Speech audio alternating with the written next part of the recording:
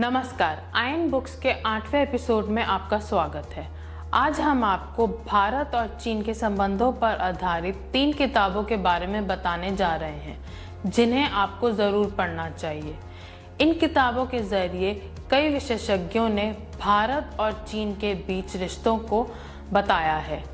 पहली किताब the long game, how the Chinese negotiate with India. दूसरी किताब how China seize India and the world. और तीसरी किताब the fractured Himalaya. The long game, how the Chinese negotiate with India को penguin India ने publish किया है और इसके लेखक विजय गोखले हैं।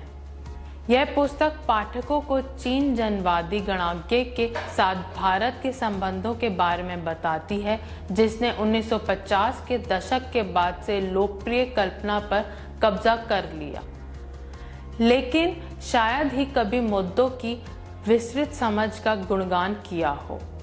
लेखक ने अपनी इस किताब में हाईलाइट किया है कि अलग अलग एपिसोड में जिम्मेदार बहस होती है, जो अक्सर परिणामों को आकार देने वाले कारकों की गहन खोज के बिना फैल जाती है। विजय गोखले भारत और चीन संबंधों में 6 ऐतिहासिक और हाल की घटनाओं के प्रिंट के माध्यम से आज़ादी के बाद के शुरुआती वर्षों से लेकर वर्तमान समय तक भारत और चीन दोनों देशों के बीच बातचीत की गतिशीलता की व्याख्या करते हैं। यह पुस्तक भारत के साथ अपनी कूटनीतिक वार्ताओं में चीन द्वारा उपयोग की जाने वाली राजनीति और उपकरणों की पहचान करने के उद्देश्य की पड़ताल करती है।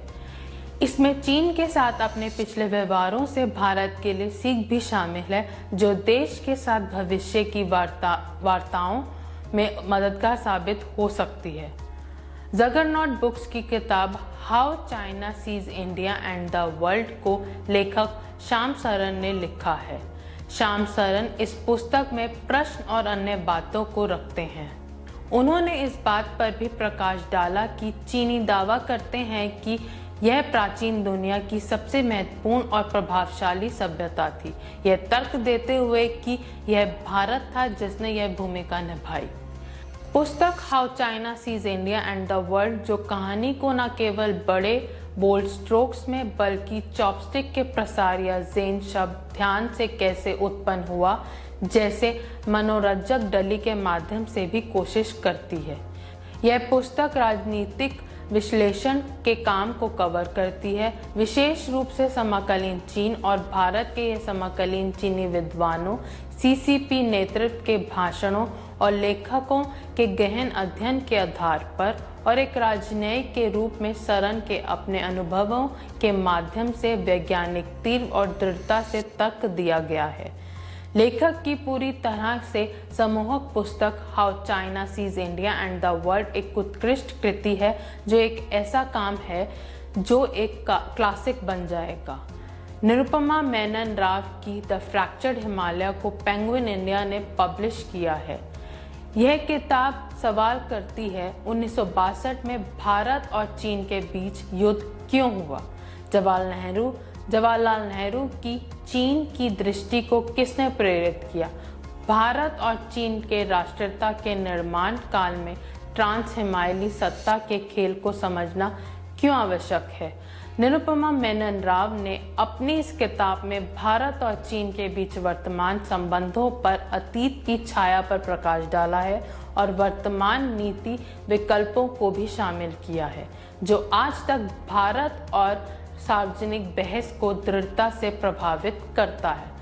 निरुपमा राव भारत की पूर्व विदेश सचिव और भारत चीन संबंधों के शुरुआती वर्षों की गहन जटिल गाथा के लिए जानी जाती हैं। एक राजनयिक व्यवसायी के रूप में लेखिका भारत, चीन, ब्रिटेन और संयुक्त राज्य अमेरिका से अभिलेखे सामग्री के साथ पाठकों को बताने की कोशिश करती हैं, और उन्हें चीन का गहरा व्यक्तिगत ज्ञान भी है, क्योंकि लेखिका ने उस देश में भारत के राजदूत के रूप में कार्य किया था।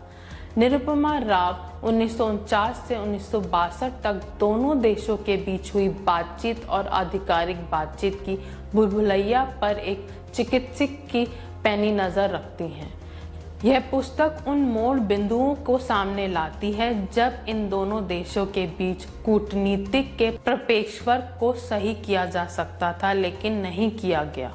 द फ्रैक्चर्ड हिमालय भारत और चीन के साथ संबंधों में तिब्बत द्वारा उत्पन्न राजनीतिक दुविधा पर आधारित है, एक ऐसी दुविधा जिसका समाधान होना बहुत दूर है। पुस्तक तिब्बत के प्रश्न को इस इतिहास के ताने बाने में बारीकी से जोड़ती है और इसमें शामिल प्रमुख व्यक्तित्वों जवाहरलाल नेहरू, मोए त्से-तुंग, ओयो एनलाई और 14वें दलाई लामा पर भी खोजबीन करती है।